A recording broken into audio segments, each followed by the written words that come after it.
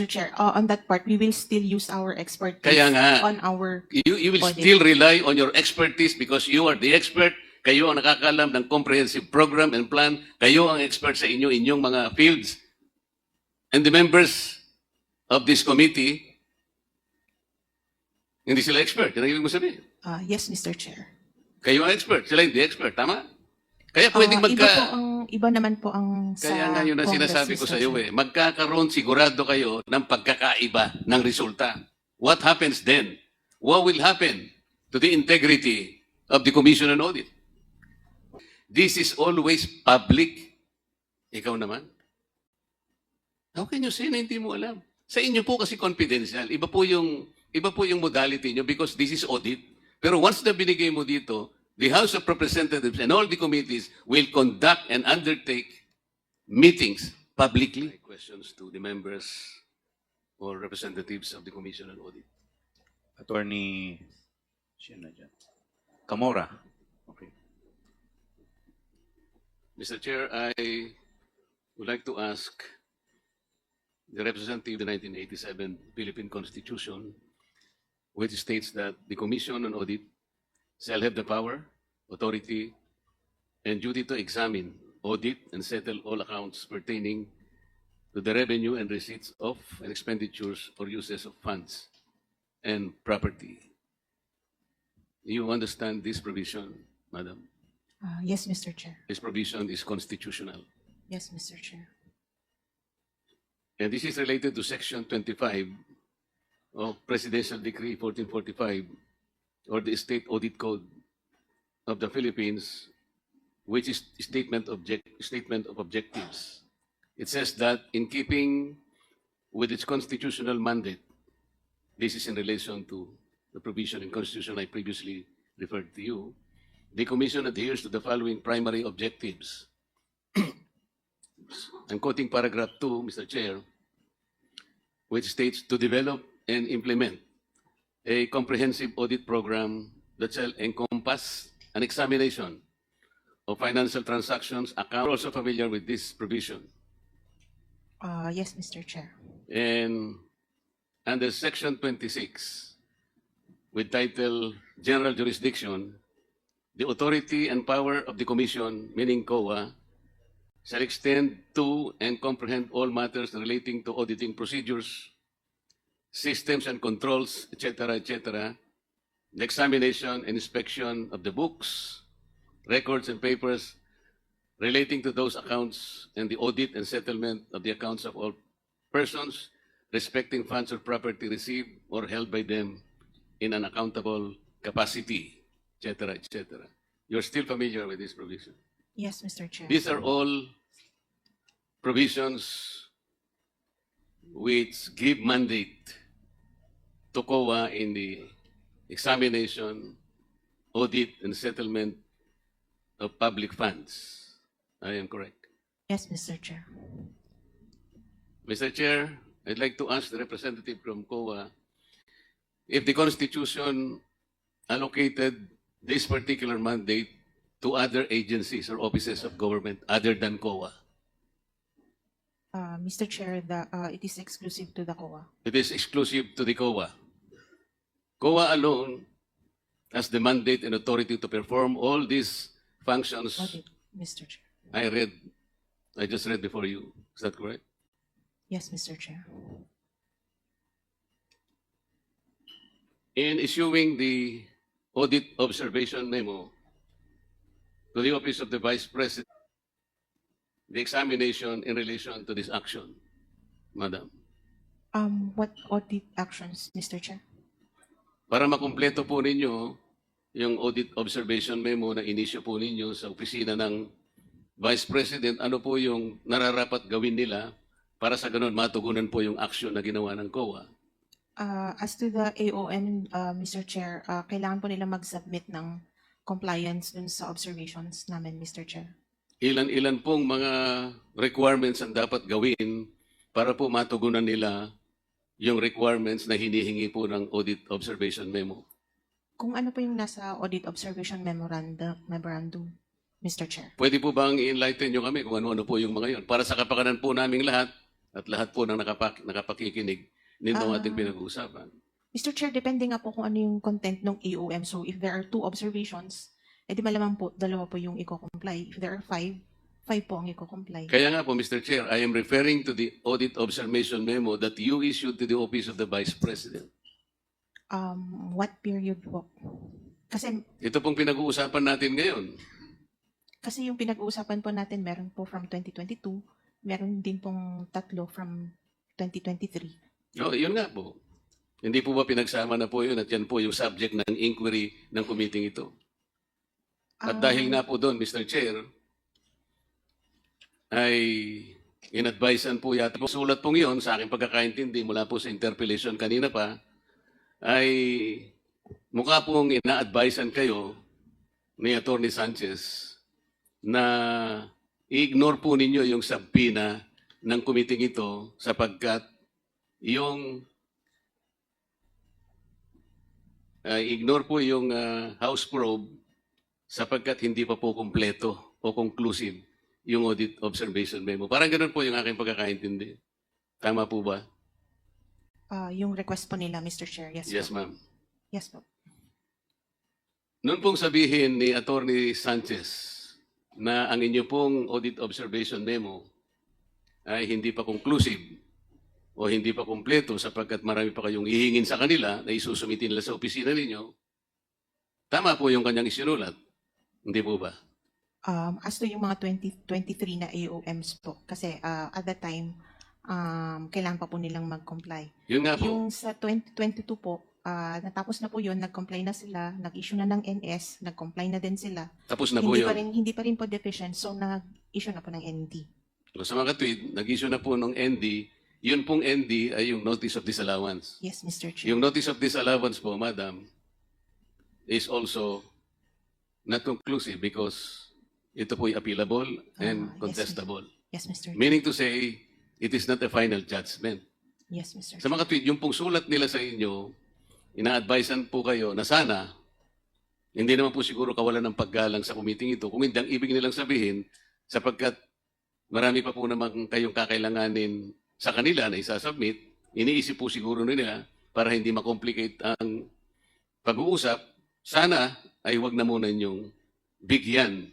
Kasi po humihingi ang House, ang ating pong komite, nung mga dokumento na kakailanganin po dito sa kanilang pagdinig. Tama po ba? Yes, Mr. Chair. Okay. Bakit hindi po ninyo binigyan ng due course yung sulat po ni Atty. Sanchez? Ano pong dahilan? Mr. Chair, nag-issue po ang House, ang committee po, ng subpoena to Sistecum sa COA. And dun po sa rules ng COA, pwede naman po kaming maservan ng subpoena. And ayun po, nag-comply lang po kami based dun sa subpoena po.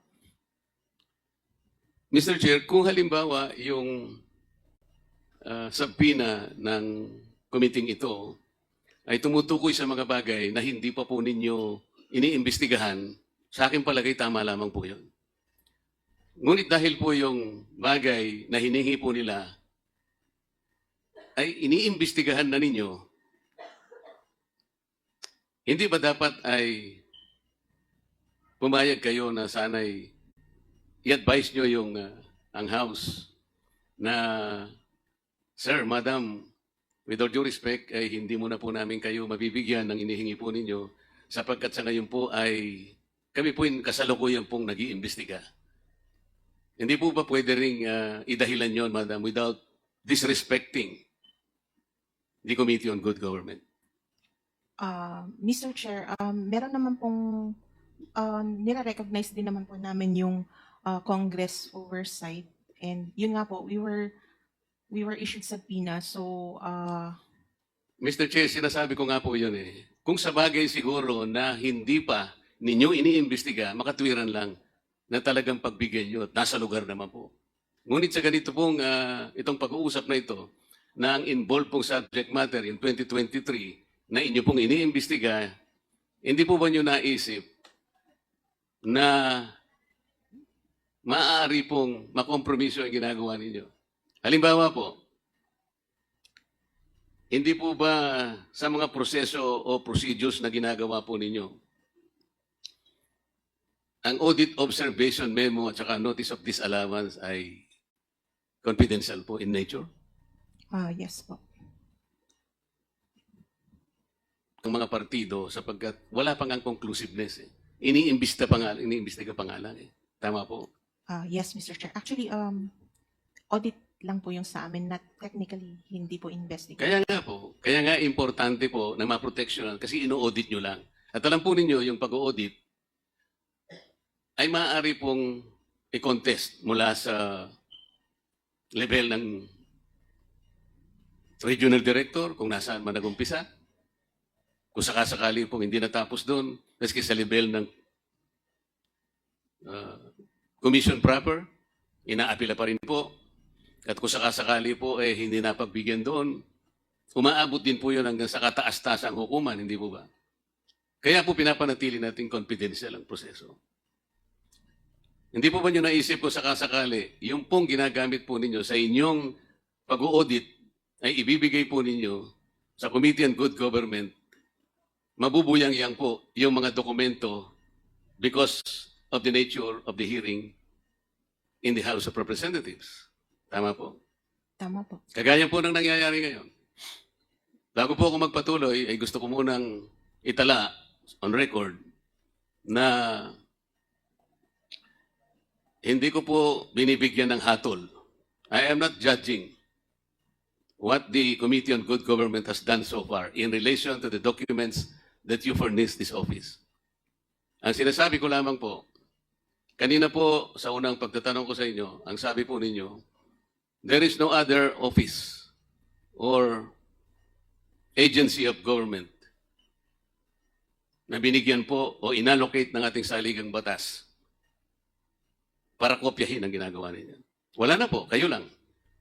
Hindi po ba niyo naisip na ang inyo pong gawain, ang inyo pong gagamitin sa inyong pag-audit ay nagamit po ng local government at hindi nyo man lang ipinaliwanag, sana kanina pa po na tinatanong ko, bago pa po ninyo ibigay, pinagbigyan nyo sana yung sulat po ng attorney sapagkat nasa inyo na po ang pag-uusisa ng pag-audit. Masasakripisyo po, masasapubliko po ang gagawin ninyo kung sakasakali. Tama po ba? Tama po, Mr. Chair. Ang audit po ay exclusive sa Commission on Audit. Pero since ang Congress po ang may hawak sa yung pera po ng yung power of the purse po, I think we do recognize yung Congress oversight over that power and similar to sub judice po, hindi po nababind ang Congress pagdating po sa power ng Congress na yun po. Mr. I think Chair, hindi gusto ko naman pong... po audit ang gusto nilang gawin, which is yung audit po ang sa amin. So, Mr. Chair, gusto ko pong malaman sa sagot ng ating representative ng COA. Opinion mo ba yan o yan ay kinuha mo sa pinakamataas na opisyal ng COA sapagkat hindi ikaw ang magbibigay ng katuwiran doon sa kung ano yung power of the purse at kung ano ang significance nung sabi na tinanggap ninyo. Ito ba ay pinag-usapan ninyo, tirefer mo sa commission proper? somehow na-discuss. Ano po? Somehow po na-discuss. What do you mean somehow? Kasi po importante yun eh. Alam po ninyo na magkakaroon po ng tension between your mandate and the objective of the Good Government Committee. Iba po yung trajectory nila, iba po yung sa inyo, audit. But you will be using, the committee will be using the same documents. The committee will be using those yardstick that you must be using in your own audit. Sa makatwid po, masasakripisyo po. Halimbawa po, Mr. Chair, noong umpisahan po ng Good Government Committee, yung pag-uusisa po, itong bagay na pinag-uusapan natin. Necessarily, ang gawain po ninyo na interrupt, tama? Yes po. Huminto kayo. Hinihintay ba ninyo kung anong magiging outcome po ng pag-uusisa at pag-iimbestiga ng good government? Paano pong hinihintay po, Mr. Na-interrupt kayo eh. Sa mga tweet, ang gawain po ninyo, ay nabalang. Nabinbin kayo. It continues naman pa rin po kahit na may mga Kasasabi mo lang kanina, na-interrupt, ngayon continuous. itong sa OVP po, pero sa other audit, Ito po sinasabi natin, itong pinag-uusapan, the subject matter of the law of this Good Government Committee. Necessarily, ang trabaho po ninyo in relation to the issuance of that audit observation memo was interrupted. Tama po, madam. opo, but yung sa other liquidations naman po ng other offices, continues pa rin naman po. Or sa other, yung sa katulad nung pong sa 2023 na audit, nireceive naman pa rin po namin yung mga compliance po nila. Madam, dito po sa binasa kong provision kanina, Mr. Chair, kayo po ang may karapatang gumawa ng isang comprehensive program kung paano isasakatuparan ang pag-audit sang ayon po sa pamantayan ng ating saligang batas. It cannot be delegated to any other agency. Nag-usap na tayo kanina. Yes po. What has been delegated can no longer be delegated. Yes, That is a principle of law. yes po. Sa mga abogado po nandito, alam po nila yun eh. Potestas delegata, non delegare potest. Nagkakaintindihan po tayo. Yes po. So effectively, you delegated the idea, the work that you have been doing in the first. Ano ngayon, hindi po ba na-compromise yung independence ng Commission on Audit? You have to remember, the COA is an independent constitutional body.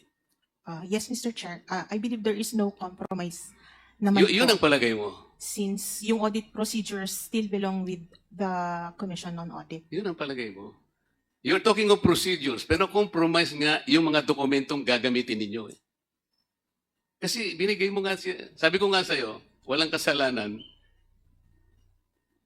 ang committee ito sapagkat binigay mo without advising them. Sana man lang, sumulat ka man lang, and then the committee, malay mo, they have weighed their options. Baka sakaling hindi ganito nangyari. In this particular case, narinig mo kanina, nagsalita ang aming speaker. Sabi niya, let us strengthen the institution that uphold our democracy. Pero po, doon sa ginawa po ninyo, did you strengthen the foundation and the independence, the authority of the COA as enshrined in the Constitution? Mr. Chair, dun po sa compliance po namin, we emphasized on the confidentiality of the information. So kami din po, hindi rin po namin in-expect that it would be released. This is always public. Ikaw naman? How can you say na hindi mo alam? Sa inyo po kasi confidential. Iba po yung modality nyo because this is audit. Pero once na binigay mo dito, the House of Representatives and all the committees will conduct and undertake meetings publicly. Wala po kami private meetings. So pag sinabi mong hindi na compromise, opinion mo yun eh. Opinion mo. You are not in a position to tell us na hindi na compromise. Only time will tell. Siguro po dapat pinaalam po ninyo. The fact that you did not even, dapat sa The go signal was from the chairperson. And so, ang You are napag-usapan saying po that the commission is proper, who gives the go signal? The chairman of the COA? sa being the head of the ICFAO po. Siya yung head po ng ICFAO. No, I am asking the head of the institution The itself. head of the institution po, the head of COA po is the CP, but the head of ICFAO, the office, is the chairperson po. So alam po ng COA head ito. Yes, Mr. Chair. Alam niya, sigurado ka? Yes, Mr. Chair. The commissioners, alam nila. Yes, Mr. Chair. Okay.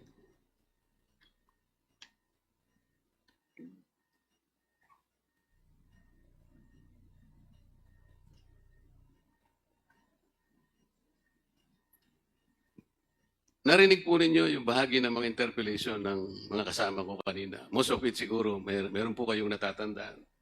Most particularly, the interpellation of Congresswoman Luistro.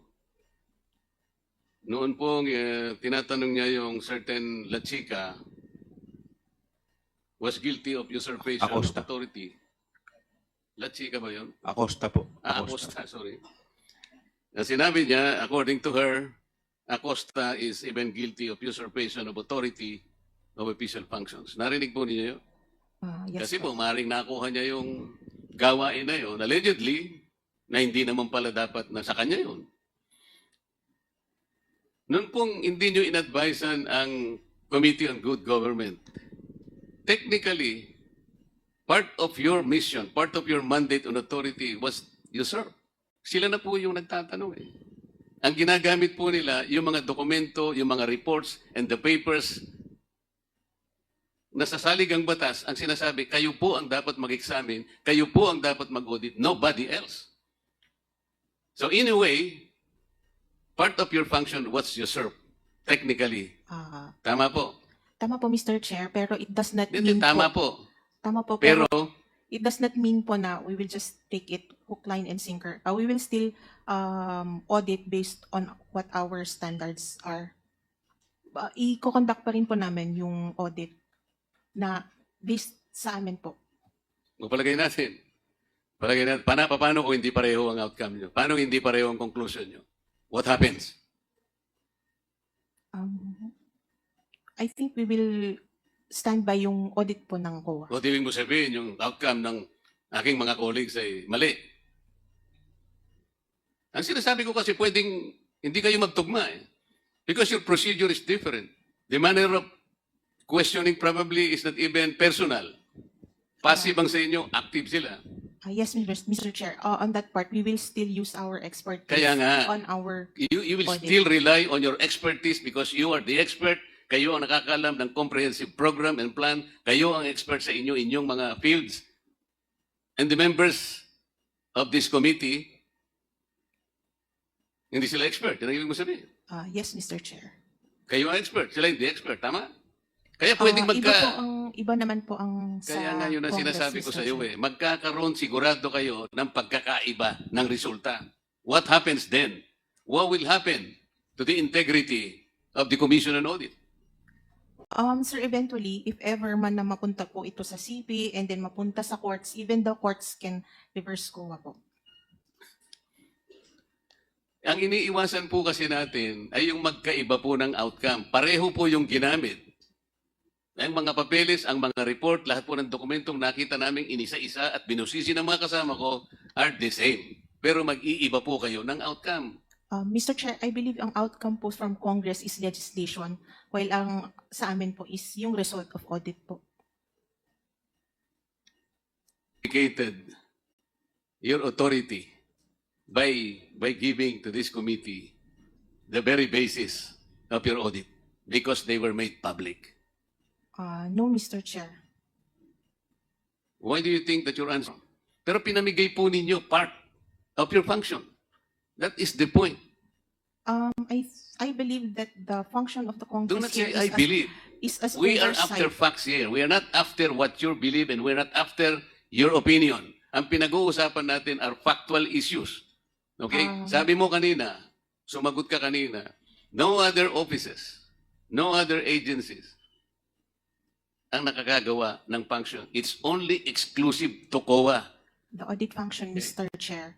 We just simply recognize the authority of the Congress. In simply recognizing the authority of Congress, you have wittingly or unwittingly surrendered part of your mandate because you expose the confidentiality of those documents which should have been preserved per your own rules and regulations. Am I correct? No, Mr. Chair, we have not surrendered our mandate. How do you know that you have not surrendered? How do you know? Are you in a position to even assess the impact of your action? It is still the COA that is performing the audit. The Congress is doing a different thing. They're not auditing the funds. What are they doing? Legislating.